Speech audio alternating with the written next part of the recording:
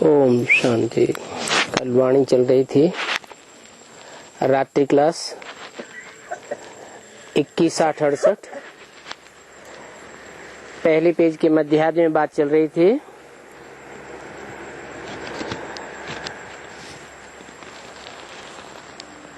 तुम बच्चों को नॉलेज तो मिली है रचयिता और रचना के आदि मध्य अंत की,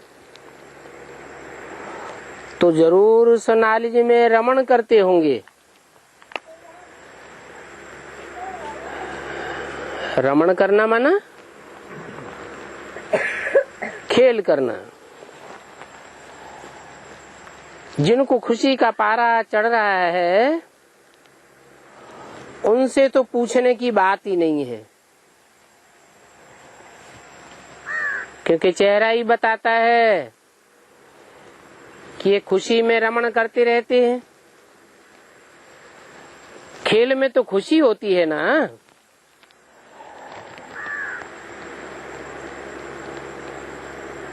बाकी जिनको माया वार करती है, हराती है, उनके लिए कहेंगे ये तो ग्रहाचारी बैठती है चढ़ने और उतरने की। हमको कोई से पूछने का नहीं है। अपनी अपनी लाइफ के बनस्पति।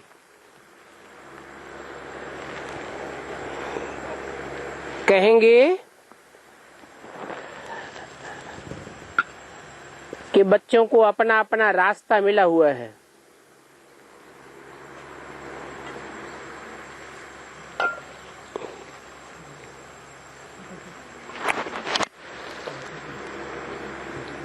कोई लिखते हैं बाबा मदद करो,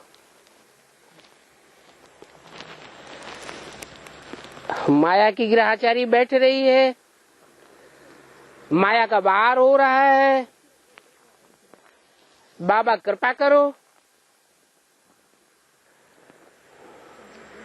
आप कृपा करेंगे तो हम सतो प्रधान बनेंगे, फतेहमंद हो जाएंगे। हम माया के ऊपर फतेह पालेंगे, विजय पालेंगे।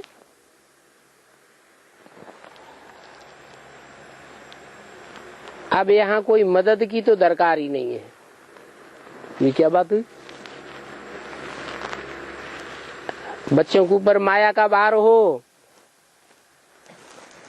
बच्चे मदद मांगे बाप से और बाप कहे मदद की दरकार ही नहीं। ऐसे क्यों कहा? इसलिए कहा कि 63 जन्मों की रील ब्राह्मण जीवन में घूम रही है। उस रील में जब अच्छे कर्मों का उदय होता है तो अवस्था अच्छी बन जाती है, और जब बुरे कर्मों का उदय होता है तो लगता है कि माया का वार हो गया। अब इसमें बाप क्या करेंगे? हाँ, बच्चों को और ही तीव्र पुरुषार्थ कर देना चाहिए। जब जब माया का वार होता है तो हिम्मत नहीं हारनी चाहिए। हिम्मते बच्चे तो मदद है बाप। बाकी कोई मदद मांगने की बात नहीं है। पढ़ाई में कोई मदद करते हैं क्या? टीचर स्टूडेंट की पढ़ाई में मदद करेगा क्या? टीचर अगर मदद कर दे तो सभी स्टूडेंट आगे बढ़ जाएं, परंतु सब आगे बढ़ते हैं क्या? जो पढ़ेंगे वो आगे बढ़ेंगे, नहीं पढ़ेंगे तो पीछे रहेंगे। तो बाप कहते हैं कि अपने ही पुरुषार्थ से पास होना है। इसमें टीचर की मदद कोई काम नहीं करेगी, बाबा की मदद भी कोई काम नहीं करेगी। तुम बच्चे भी पुरुषार्थ करते रहते हो, समझा जाता है ये सर्विस ही करते रहते हैं। भले स्थूल सर्विस में है तो भी कई बच्चे ऐसे हैं जो स्थूल सर्विस में रहते हुए भी दूसरों की सेवा करते रहते हैं। लौकिक अलौकिक दोनों प्रकार की सेवा करते रहते हैं। ऐसे नहीं कि लौकिक सेवा से छुट्टी लेवे तब ही सर्विस हो सकती है। जैसे यहाँ पहरे वाला है,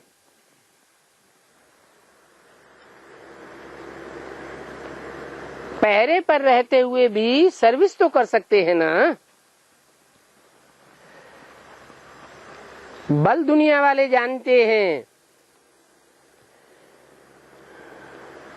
कि ये तो पहरे वाला है,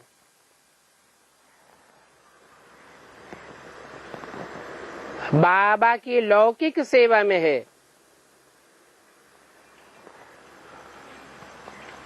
परंतु अंदर से सर्विस तो कर सकता है ना। मनसा मनन चिंतन मंथन तो कर सकता है ना।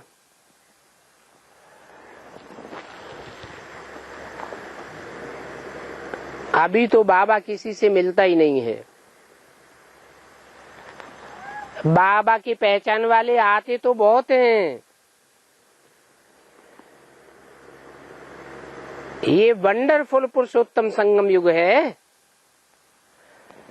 यहाँ बहुत ही वंडरफुल बातें होती रहती हैं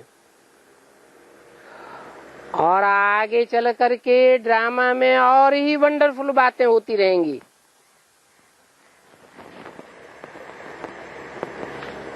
कब की वाणी है?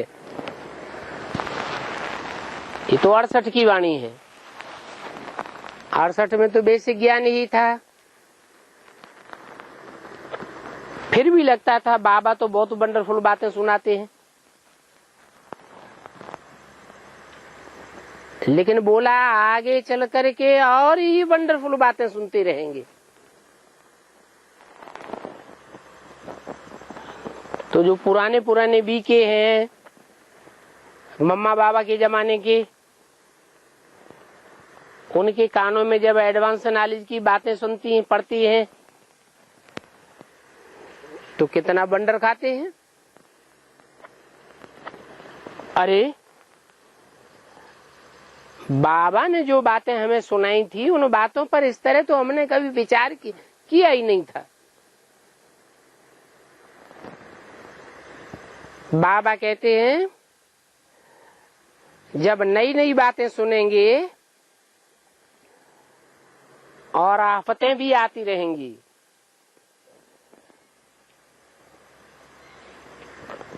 नहीं मानेंगे, मौत सामने जब खड़ी दिखाई देगी तब तो जरूर तेजी से पुरुषार्थ करेंगे।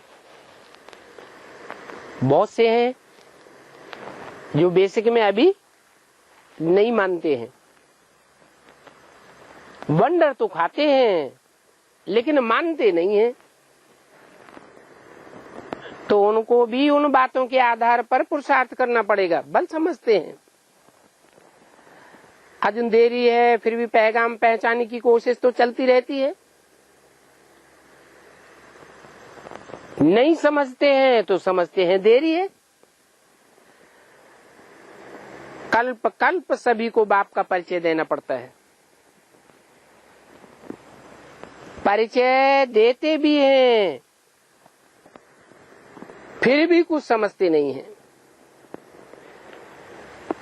किसको जाकर के समझाना भी बहुत सहज है।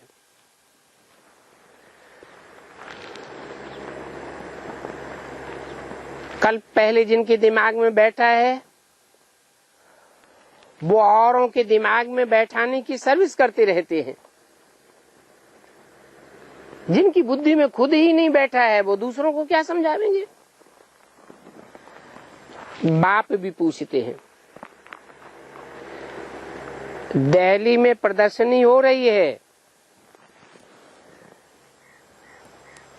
चांदनी चौक की तरफ।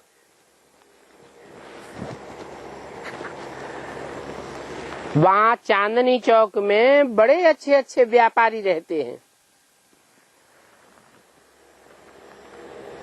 अब बाप को तो ख्याल रहता है वहां जो अच्छे अच्छे बच्चे हैं जा करके सर्विस करें। तो वहां के अच्छे अच्छे व्यापारी बच्चे भी बाप को पहचान करके बाप को याद करें और भक्ति मार्ग छोड़ दें, क्योंकि बाप मिल गया तो फिर भक्ति क्या करेंगे। बेहद का बाप मिल गया तो फिर बाकी क्या चाहिए। इन भक्ति करने वालों से तुम पूछ सकते हो, जिन देवताओं की तुम मूर्तियों की तुम भक्ति करते हो, पूजा करते हो, इन्होंने ऐसा क्या कर्म किया है जो तुम इनकी पूजा करते हो। ये पूज्य पद इन्होंने कैसे पाया। इस पद पर आसीन हुए हैं तो कुछ तो किया होगा।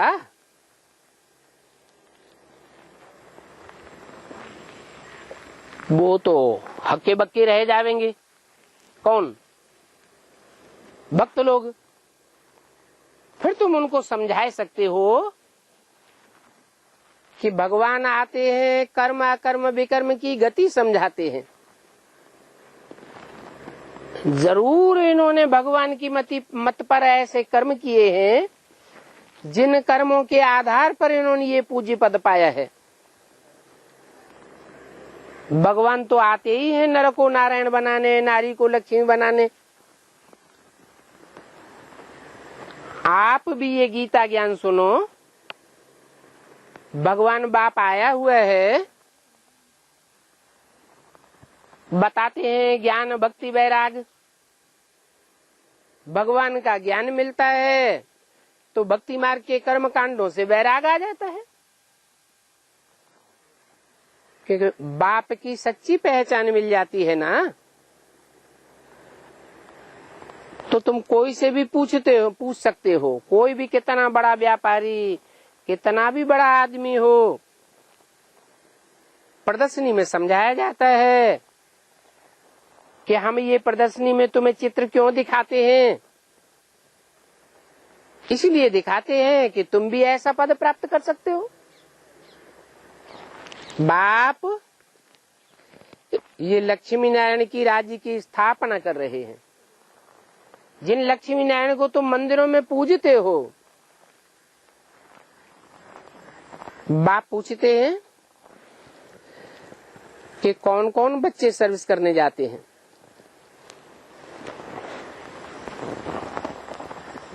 बाप को समाचार दो अपनी सर्विस का। समाचार देते रहेंगे तो सर्विस में ठंडाई नहीं आवेगी। ठंडाई आनी नहीं चाहिए। हर एक बात का वजन करना होता है। बाबा पूछते हैं तुम बच्चे क्या कर रहे हो, क्योंकि सेंटर्स में बैठे बैठे तो इतनी सर्विस होती नहीं है। तो बाबा कहते हैं म्यूजियम को सजाओ।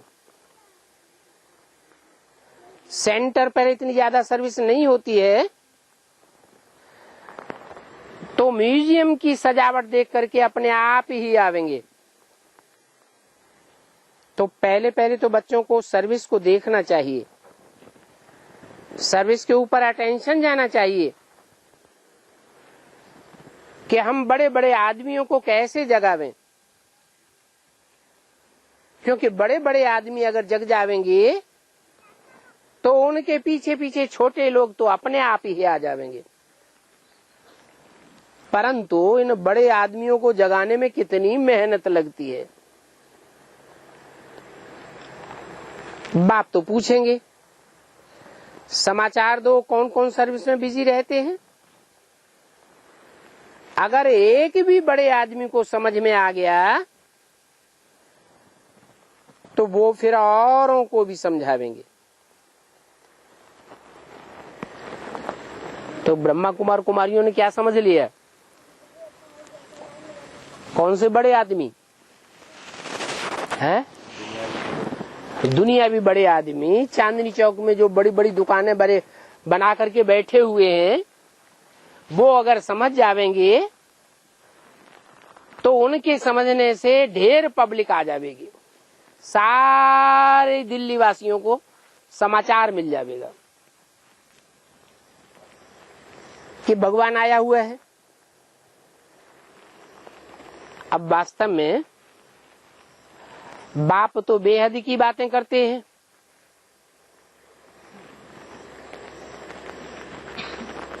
जो बाप बेहद की बातें करते हैं वो ज्ञान रत्नों के व्यापारी होंगे। उन्हीं के लिए कहते हैं जो बड़े बड़े व्यापारी हैं,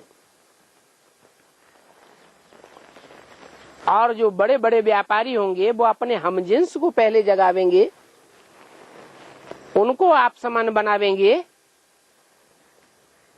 तो ज्ञानी तू आत्माएं जो निकलेंगी वो बाप की पहचान सारी दुनिया को देंगी।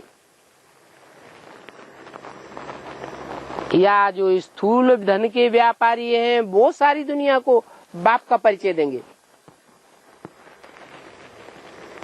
कौन देंगे बाप का परिचय?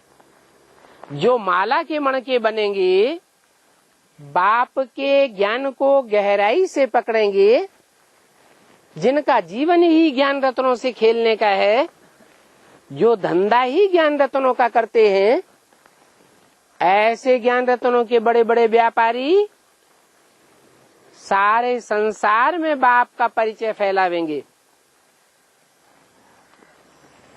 इसलिए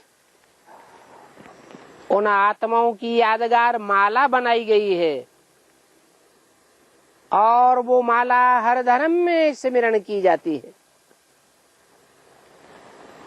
ऐसी आत्माओं को संगठित करने का काम कोई हद के व्यापारियों की बात नहीं है।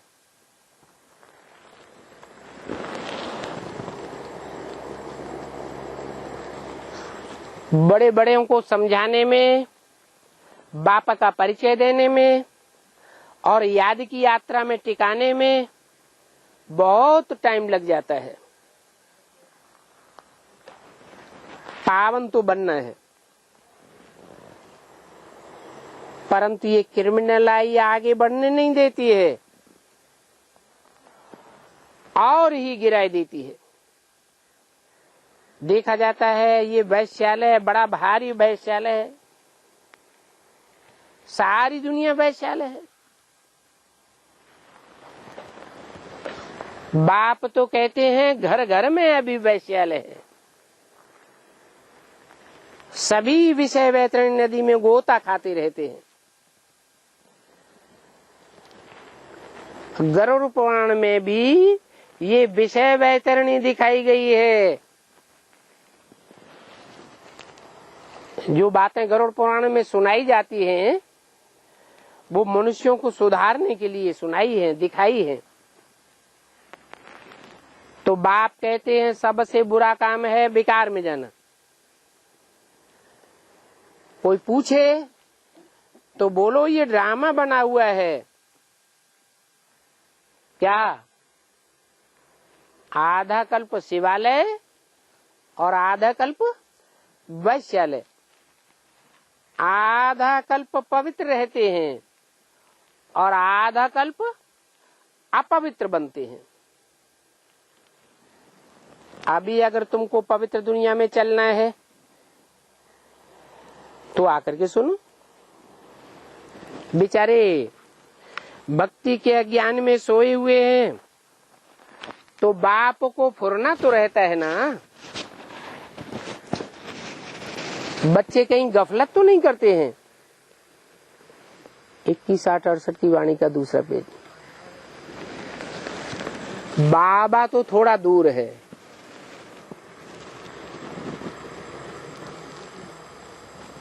किससे?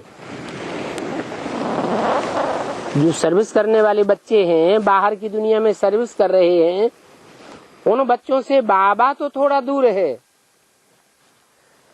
अगर नजदीक में हो तो सभी बच्चों की हाल चाल, सर्विस का समाचार पूछता रहे कि इन आत्माओं की सर्विस करो, इनकी पहले खातिरी करो। ईश्वर भी आते हैं तो अविनाशी ज्ञान रत्नों की खातिरी करते हैं ना, तो समझाना है, पूछना है, तुम कलयुगी पतित हो या सतयुगी पावन हो।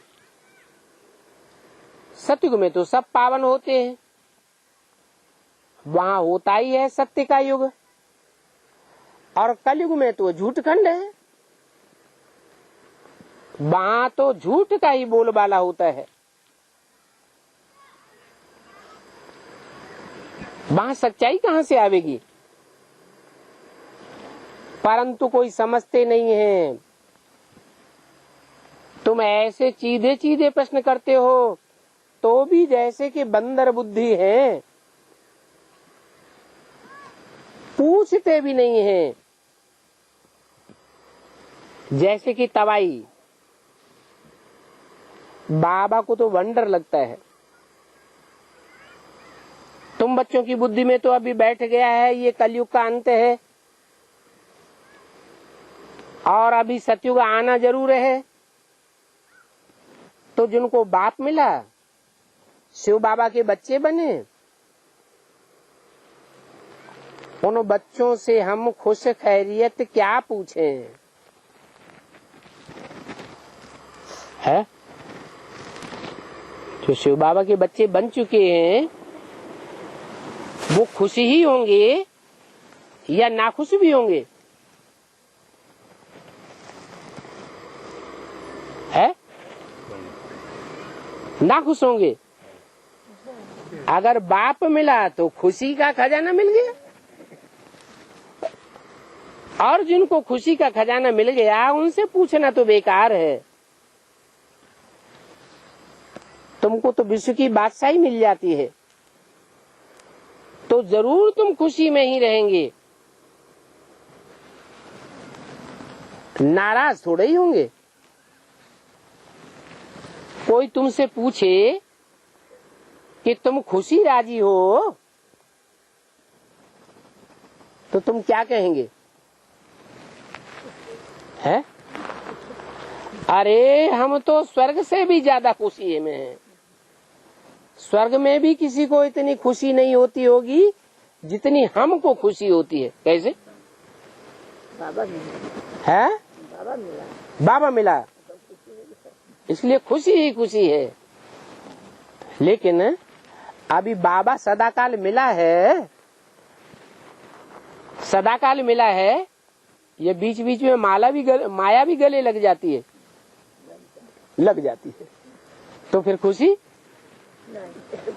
उड़ जाती है। और जब खुशी उड़ जाती है उस समय पूछने वाला पूछेगा राजी खुशी हो तो क्या झूठ बोलेंगे? हैं? क्या कहेंगे? है? खुशी है, सब खुशी है। माना बाबा ये जो बच्चों को समझाते हैं कि तुमसे कोई पूछे राजी खुशी हो तो तुम ये बतावेंगे कि हम तो सतयुग में भी जितनी खुशी नहीं होती है, स्वर्ग में भी जितनी खुशी नहीं होती है, उससे भी ज्यादा हम यहाँ खुशी है। तो ये बात तुम्हारी बुद्धि में बैठती है, अनुभव में आता है अनुभव में आता है। झूठ बोल दिया, बीमारी होती है चोर डकैत चोरी कर ले जाते हैं, दुख तो आते हैं ना, माया तंग तो करती है ना। तो ये बात बाबा ने क्या झूठ बोल दी कि तुम बच्चे तो कहेंगे कि हम सतयुग में भी जितने खुश नहीं होते हैं उतनी खुशी हमको यहाँ है संगम युग में। कैसे? अभी है कहेंगे माना ऐसा भी स्वर्णिम संगम युग आवेगा हम बच्चों के लिए जो कुरान में लिखा है कि जब विनाश बर्पा होता है तो खुदा के बंदे बड़ी मौज में रहते हैं, बड़े खुश नसीब रहते हैं। उनका रक्षक साक्षात भगवान उनकी रक्षा करता है। काहे से रक्षा करता है? माया से रक्षा करता है, विनाश की एक्टिविटीज से रक्षा करता है, प्रकृति के प्रकोप से रक्षा करता है। तो अभी हमसे कोई पूछे कि राजी खुशी हो तो अंतर क्यों पड़ता है?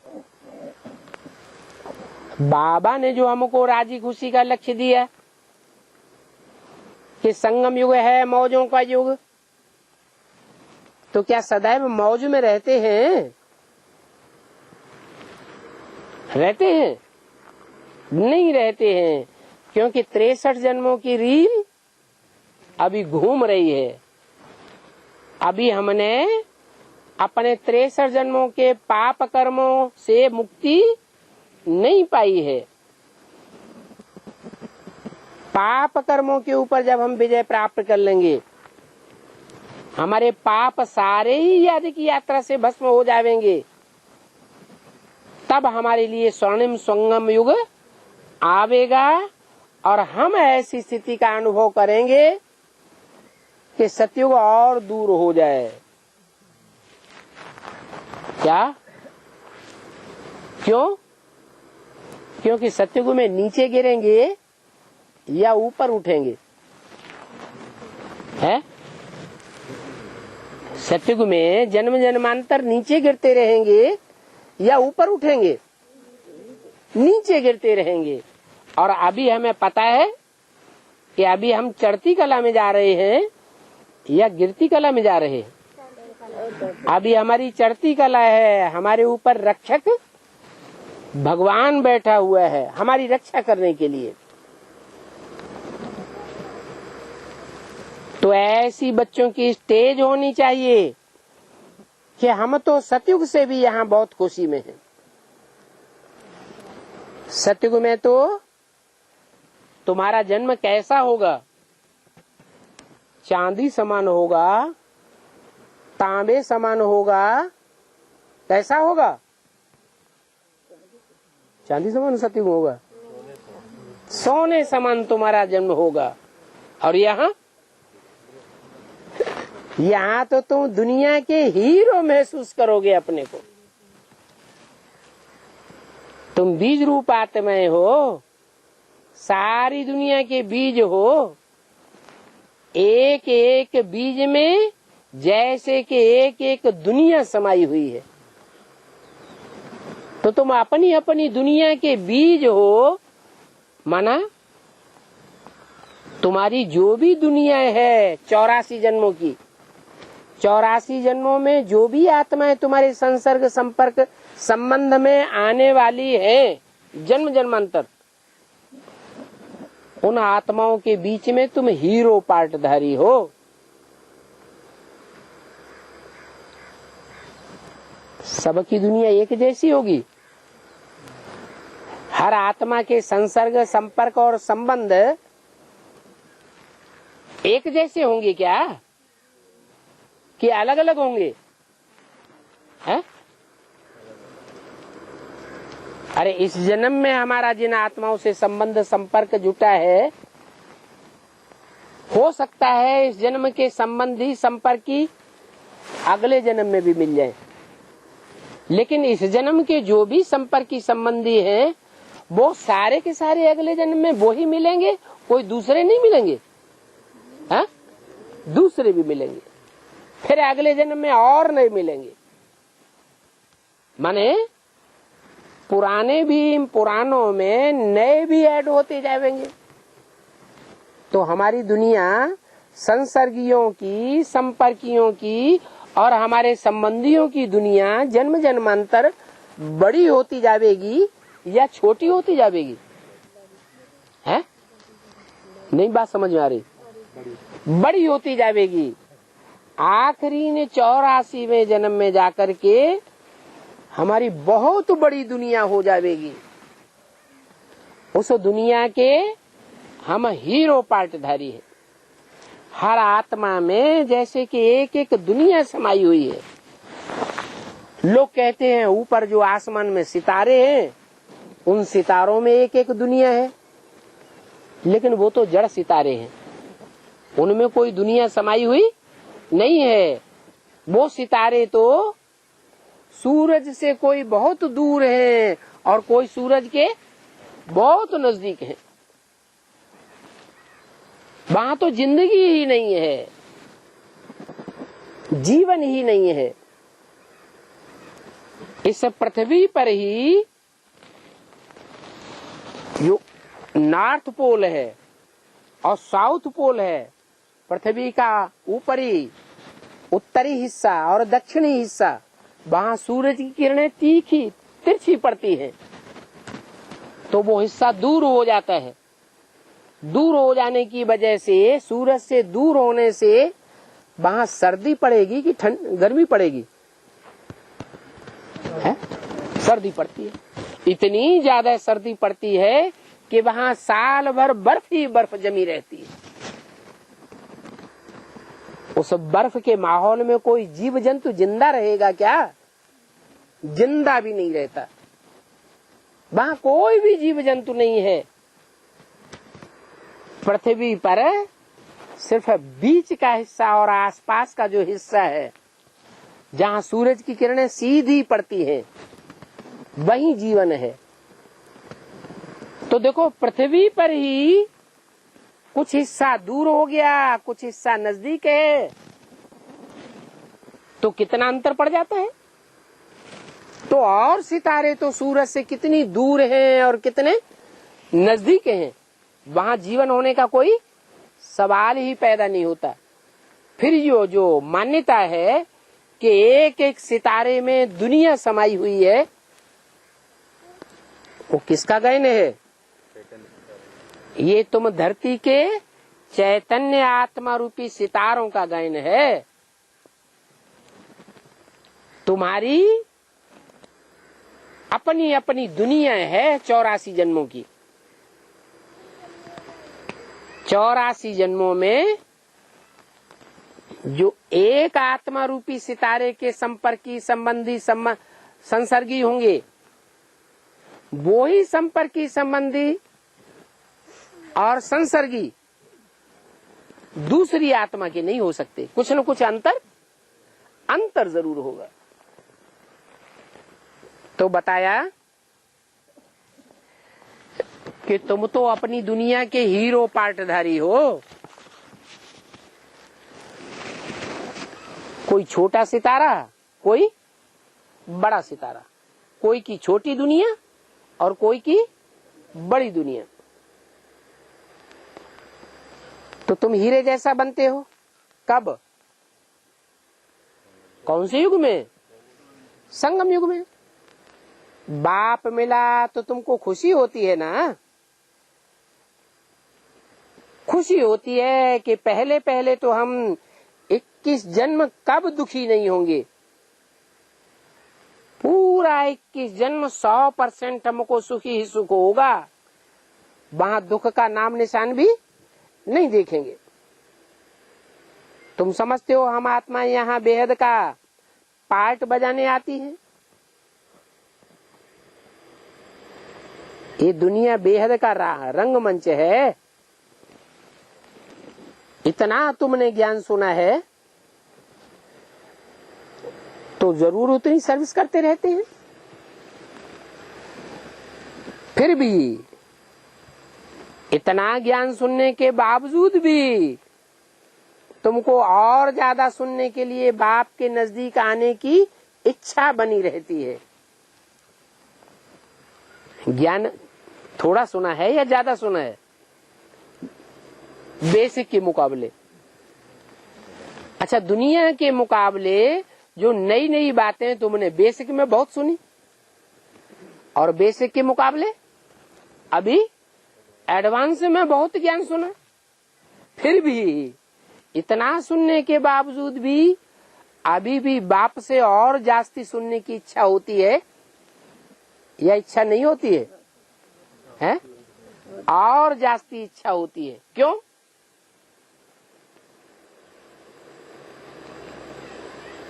क्योंकि ज्ञान सागर बाप से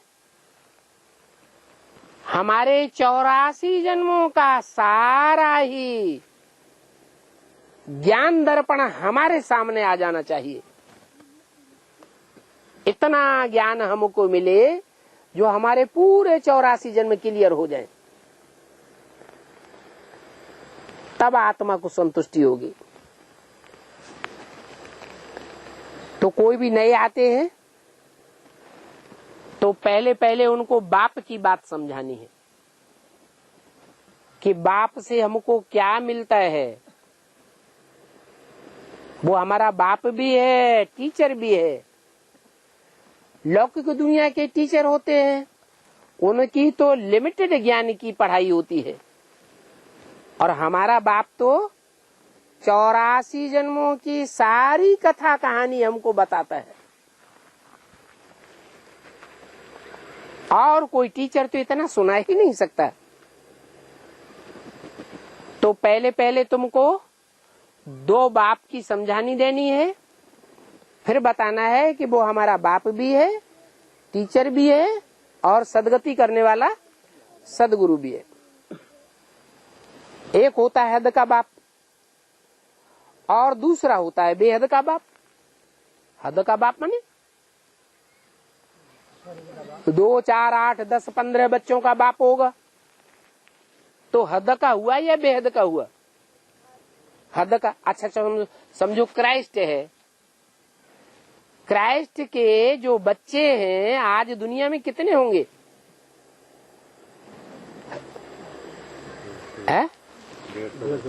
क्राइस्ट को जो अपना बाप मानते हैं, धर्म पिता मानते हैं, उसके बच्चे 200 करोड़ से भी ऊपर हो जाएंगे। तो वो हद का बाप है या बेहद का बाप है?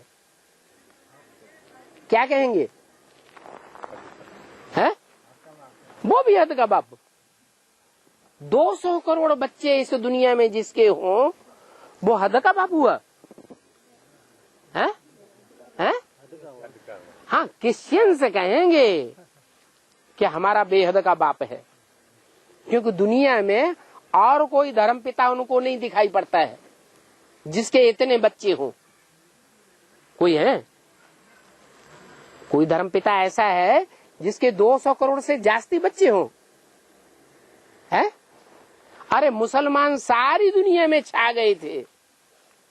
सारी दुनिया में 2500 साल में लंबे से लंबे समय तक मुसलमानों का राज्य चला, तो भी मुसलमानों की इतनी तादाद नहीं हो पाई, और क्रिश्चियंस तो 200 करोड़ से भी ज्यादा। तो बेहद का बाप हुआ या हद का हुआ? है? क्यों? सीमित ही हुआ है? सीमित में हुआ। सीमित में हुआ? अरे अभी तो आज दुनिया में कोई ऐसा बाप नहीं है जिसके 200 करोड़ बच्चे हो। भगवान बाप दुनिया कहाँ मानती है? अरे तो तुम ब्राह्मणों के बीच में, तुम्हारे ब्राह्मणों में भी 2 पार्टियां हो गई बड़ी बड़ी। बेसिक वाले मानते हैं? है? नहीं मानते ना। अरे दुनिया तो अभी बहुत दूर है। तुम ब्राह्मणों में ही जो बेसिक के ब्राह्मण हैं वो ही नहीं मानते हैं कि कोई प्रजापिता है इस सृष्टि पर जो बेहद का बाप है।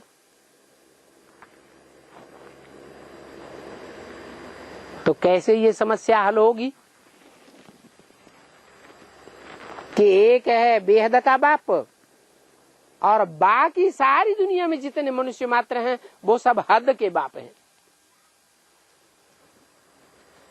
कैसे हल करेंगे? अच्छा, दुनिया में जो भी बड़े बड़े धर्म पिताएं हैं वो आदम को एडम को मानते हैं या नहीं मानते हैं? ये तो बताते हैं कि कोई आदम था, कोई एडम था, तो वो उनसे पहले था या उनके बाद में हुआ? उनसे पहले था। तो जो उनसे पहले था वो तो सारी मनुष्य सृष्टि का बाप हो गया, और जो आदि में था तो सृष्टि के अंत में भी जरूर प्रत्यक्ष होगा ही होगा। आदि सो अंत, हिस्ट्री मस्ट रिपीट। हिस्ट्री में अगर ऐसा कोई व्यक्तित्व हुआ है जिसको सब धर्म पिताएं अपने से पहले मानते हैं तो सृष्टि के अंत में वो जरूर प्रत्यक्ष होगा, और उस बाप की ही नॉलेज सारे संसार में फैलेगी। सारी दुनिया का, हर धर्म का, हर मनुष्य मात्र उस बाप को मानने के लिए, गॉड फादर मानने के लिए मजबूर हो जाएगा। इसलिए बताया कि वो है बेहद का बाप। क्राइस्ट, इब्राहिम, बुद्ध, क्राइस्ट जो हैं वो तो सब हद के बाप हैं, और वो परमपिता परमात्मा है बेहद आत्माओं का बाप, और प्रजापिता है बेहद मनुष्यों का बाप।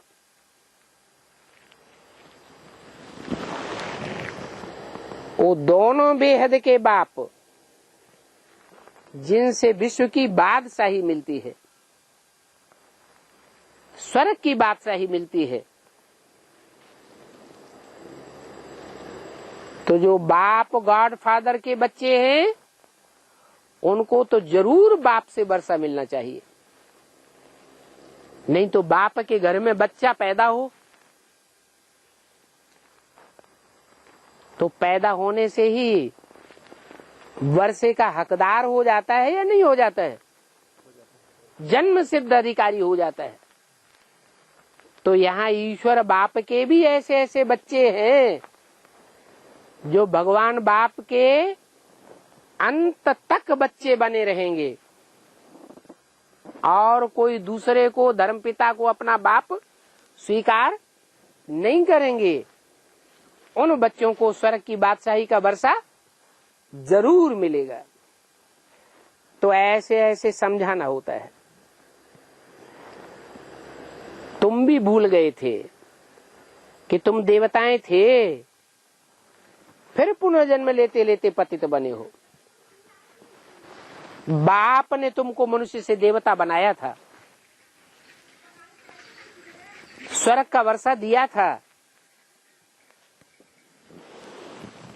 जरूर पहले पहले भक्ति की होगी। जिन्होंने जितनी जास्ती भक्ति की होगी उन्हों की बुद्धि में उतना ही जास्ती ज्ञान बैठेगा। क्या? तो भक्ति ड्रामा प्लान अनुसार की तो अच्छा किया या बुरा किया? वो भी अच्छा किया। और जिन्होंने जितनी सतो प्रधान भक्ति की होगी उनकी बुद्धि में क्या रिजल्ट आएगा?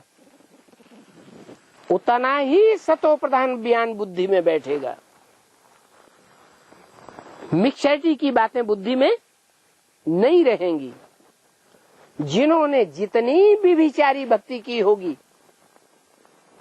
उन्हों की बुद्धि में उतना ही कैसा ज्ञान बैठेगा? विचारी ज्ञान बैठेगा। दूसरों की बातों को भी मानते रहेंगे। इसलिए मुरली में बोला है एक से ज्ञान सुनना चाहिए तो अभी विचारी ज्ञान रहेगा। अगर अनेकों से ज्ञान सुना तो ज्ञान कैसा हो जाएगा? बेविचारी ज्ञान हो जाएगा। और जिनका बेविचारी ज्ञान हो जाएगा वो कमजोर आत्माएं हो जाएंगी या पावरफुल आत्माएं रहेंगी? कमजोर आत्माएं हो जाएंगी। वो कमजोर आत्माएं दूसरे धर्मों में कन्वर्ट होती रहेंगी। इसलिए कहा जाता है स्वधर्मे निधनम श्रेय, अपने धर्म में मर जाना अच्छा, पर धर्मो भयावह, दूसरे का धर्म भय पैदा करने वाला है। दूसरे के धर्मों में जो कन्वर्ट होते हैं वहां जाकर के दास दासी बनना पड़ता है।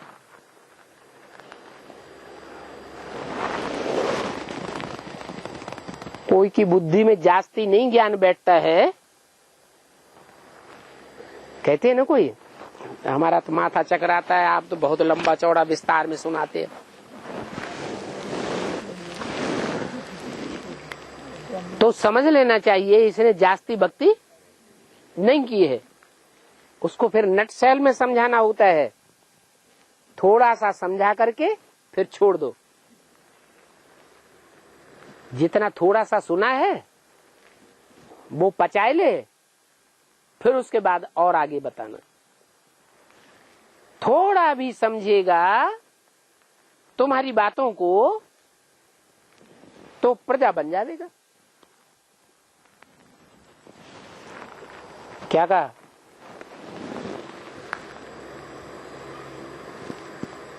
थोड़ा भी सुनेगा तो प्रजा बन जाएगा, और ज्यादा सुनेगा तो क्या बन जाएगा? प्रजा कैसे बन जाएगा? प्रजा पुरुषार्थ नहीं करती है पवित्र रहने का। क्या? और राजाएं जो राजवर्ग की आत्माएं हैं, जो राजयोग सीखती हैं, तो राजयोग सीखने वाले पवित्र बनेंगे या प्रजा पवित्र बनेगी? जो राजयोग सीखने वाले बच्चे हैं, राजयोग बाप ही सिखाता है, कोई मनुष्य मात्र तो राजयोग सिखाता नहीं। तो राजयोग सीखने वाले जो हैं वो राजाई घराने में जन्म लेंगे। अभी समय दिन प्रतिदिन नाजुक होता जाता है। ऐसे क्यों कहा? क्यों नाजुक होता जाता है? किस बात में बोला कि नाजुक होता जाता है? लड़ाई झगड़े दुनिया में बढ़ रहे हैं या घट रहे हैं? हैं? बढ़ रहे हैं। तो लड़ाई झगड़े ज्यादा बढ़ते रहने से दुनिया में अशांति बढ़ेगी या घटेगी? बढ़ेगी। तो लगातार जब अशांति बढ़ती रहेगी, और खुदान खास्ता भारतवर्ष में खास करके जैसे अभी अकाल घोषित हो गया बहुत जिलों में, और सारे भारत में कहीं अकाल घोषित हो गया 4-8 साल में, तो मारामारी हो जाएगी। और मारामारी जब हो जाएगी तो चारों तरफ अशांति होगी। उस अशांति के वातावरण में कोई बैठ करके ज्ञान सुन सकेगा? है? हम लोगों को खाने के लिए रोटी नहीं मिलेगी, पीने के लिए पानी नहीं मिलेगा, पहनने के लिए कपड़े नहीं मिलेंगे। मारामारी लड़ाई झगड़े की वजह से, जैसे हिंदुस्तान पाकिस्तान की मारामारी हुई थी ना सन 47 में, तो मकान मिले थे रहने के लिए, हैं? कितने दर बदर हो गए। बरसात में, ओलों की बरसात में उनको सर छुपाने के लिए जगह भी कहीं नहीं मिली, पेड़ों के नीचे रात गुजारनी पड़ती थी। वो तो छोटा मोटा विनाश था। और अभी तो क्या होना है? अभी तो सारी दुनिया में महाविनाश बर्पा होना है। कितनी हालतें खराब हो जाएंगी। तो समय नाजुक होता जाता है, दिन प्रतिदिन समय नाजुक होता जाता है। बारूद के ढेर बनते रहते हैं। ये क्या होता है? जो एटम बम है वो बारूद के ढेर है ना, लड़ाइयां लगती रहेंगी। शहर के शहर, बड़े बड़े महानगर एटम बमों से विनाश होते रहेंगे। तुम टीवी में देखते रहेंगे, सुनते रहेंगे, आज इस शहर का विनाश हो गया, आज इस शहर का विनाश हो गया। सारी दुनिया में कितने देशों को हथियारों की सप्लाई होती रहती है, जहां तहां लड़ाई झगड़े की ही बातें होती रहती है। अब तुम बच्चे तो जानते हो कि ये दुनिया अनेक बार विनाश हुई है, है? एक बार विनाश हुई है कि अनेक बार? अनेक बार विनाश हुई है। तो तुम्हारे लिए ये विनाश की बात नहीं है या रोजमर्रे की बात हो गई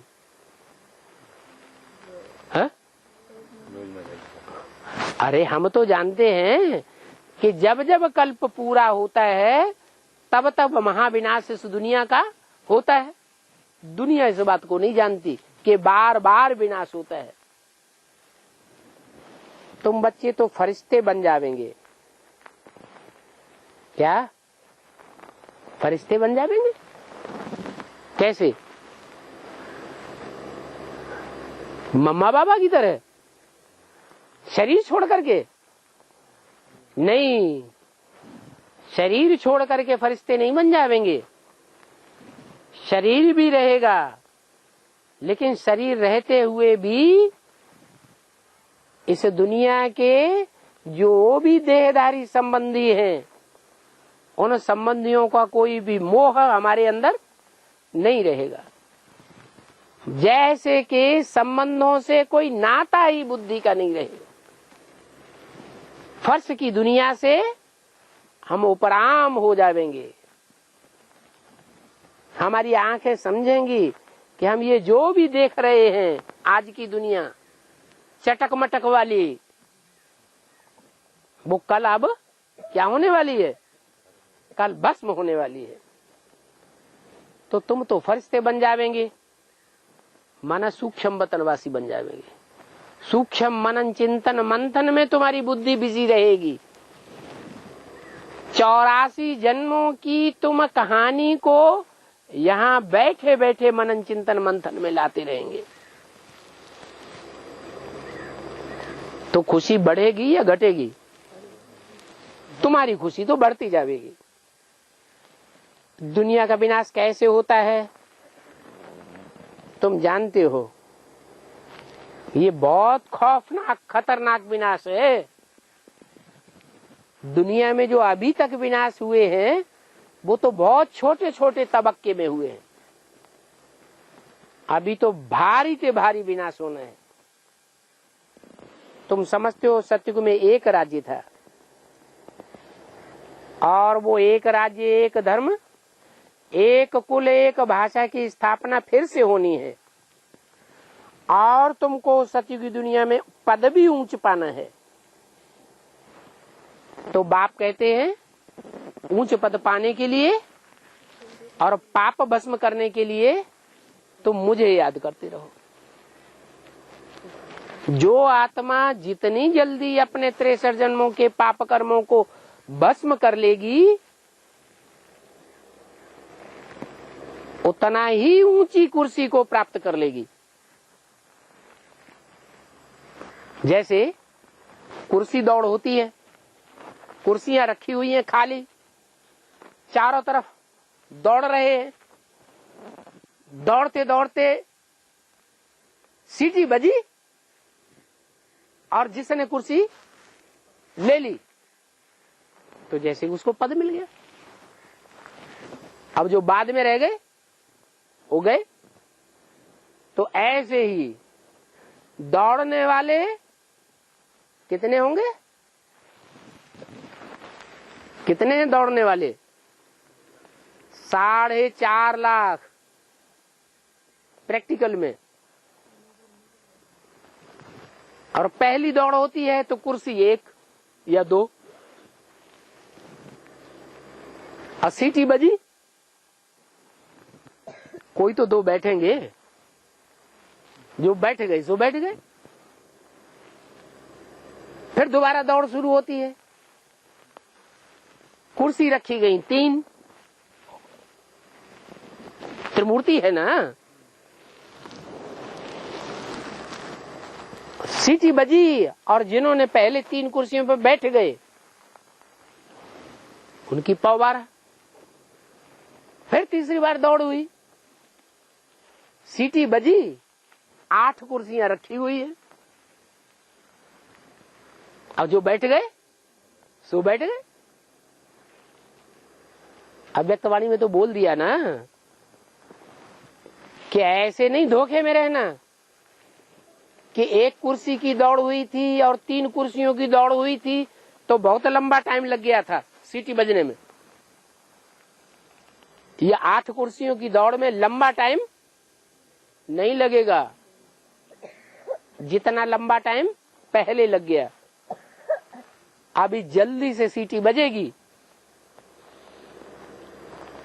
तो बैठने वाले बैठते हैं, रह जाने वाले रह जाते हैं। 108 की वो भी कुर्सी दौड़ होनी है। जो बैठ गए, कर्म बंधन खलास कर लिए, याद की यात्रा में तीखी हो गए तो पद पा लिया। हर धर्म में, हर प्रकार की माला में उनकी यादगार चलती रहेगी। लोग उन माला के बणकों को, आत्माओं को सिमरण करते रहेंगे जन्म जन्मांतर। और अभी भी दुनिया की नजरों में बहुत ऊंचे बनने वाले हैं। नाटक होता है, एक्टर्स होते हैं रंगमंच पर, तो कोई गधे का पार्ट बजाता है, कोई हीरो हीरोइन का पार्ट बजाते हैं, लेकिन सबकी नजर किसके ऊपर रहती है? हीरो हीरोइन के ऊपर। तो ऐसे ही ये 9 लाख सितारे हैं। उन 9 लाख सितारों में 4.5 लाख सितारे तो तुम हो जो हीरो पार्टधारी बनते हो, जो संगम युग में अपने अस्तित्व को सूर्य, ज्ञान सूर्य के अस्तित्व में मर्ज कर देते हो। अपने मान मर्तबे की चिंता नहीं करते हो। तो तुम 4.5 लाख सितारों को बाप कितना प्रत्यक्ष करेगा? तुम बाप को प्रत्यक्ष करने के लिए अपने को गुप्त कर देते हो। बाप फिर क्या करते हैं? बाप खुद गुप्त हो जाते हैं और तुम बच्चों को दुनिया में प्रत्यक्ष कर देते हैं। तो 4.5 लाख ये ऐसे सितारे हैं जिन सितारों में दुनिया बसी हुई है, और जो दुनिया की आत्माएं उन सितारों में बसी हुई हैं, वो आत्माएं उन सितारों को अपना हीरो मानेंगी। 500 करोड़ की नजर कहाँ लगी हुई होगी? है कोई ऐसा स्थान होगा दुनिया में जहां 500 करोड़ मनुष्य आत्माओं की नजर लगी हुई होगी? वो साकार परम धाम जो बोला, परम धाम को तुम बच्चे सृष्टि पर उतार लेंगे। उस साकार परम धाम में वो 4.5 लाख सितारे तपस्या में बैठे हुए होंगे। और सारी दुनिया कितनी ऊंची नजरों से देखेगी। तो बोला कि तुम बच्चे तो समझते हो कि हमें तो ऊंच पद पाना ही पाना है। क्या दुनिया की नजरों में जो 4.5 लाख हैं वो भी ऊंच माने जाएंगे? तुम तो जानते हो वो 4.5 लाख प्रजापद वाले हैं या राजपद वाले हैं? है? वो 4.5 लाख होंगे, वो प्रजा वर्ग वाली की आत्माएं होंगी या राजपद वाले आत्माएं होंगी? हैं? वो सब राजा होंगे। 4.5 लाख हैं? 4.5 लाख जो साकार शरीरधारी होंगे, तपस्या करने वाले, उनमें 4.5 लाख प्रवेश होने वाली आत्माएं कितनी हुई? 9 लाख सितारे। ये 9 लाख सितारे सतयुग में जाके जब जन्म लेंगे उच्च पद पाने वाले होंगे या प्रजा वर्ग होगा? प्रजा वर्ग की होंगी। राज परिवार की आत्माएं तो बहुत थोड़ी होती हैं, उसमें भी राजा रानी तो मुख्य और बाकी सब होंगे राज्याधिकारी। अकेले राजा रानी थोड़ी सारा राज्य चलाते हैं, चलाते हैं क्या? राज्य अधिकारी भी साथ ही होते हैं। तो वहां कहा जाता है यथा राजा तथा प्रजा। क्यों कहा जाता है? ये पहले जन्म की बात है, संगम युग की, यह सतयुग त्रेता द्वापर कलयुग की बात है। यथा राजा तथा प्रजा कहाँ की बात है? संगम युग का ये गायन है कि यहाँ ऐसा राज्य स्थापन होगा जहाँ प्रजा भी हीरो पार्टधारी होगी। ओम शांति।